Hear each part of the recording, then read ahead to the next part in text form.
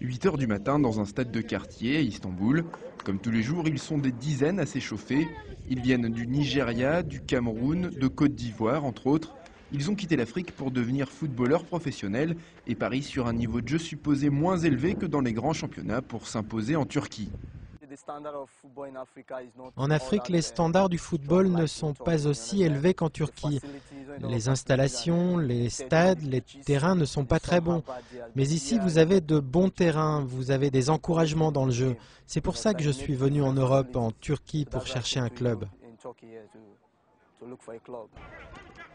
Mais pour ces footballeurs africains, c'est souvent la même histoire. Venus faire des essais avec un club professionnel, ils n'ont pas été retenus, mais ils sont quand même restés en Turquie. Les agents qui les ont fait venir n'ont payé qu'un aller simple. Jean-Pierre fait figure d'ancien dans la communauté des recalés. Arrivé il y a 3 ans, il a passé des tests à Beşiktaş sans succès. Comme quelques autres, il réussit quand même aujourd'hui à vivre du football en jouant dans un club amateur.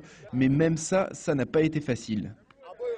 Quand un bon footballeur vient, quand il n'a pas trouvé une occasion professionnelle, c'est difficile pour lui en amateur, puisque les clubs amateurs, ils sont réticents quand un joueur est sans papier.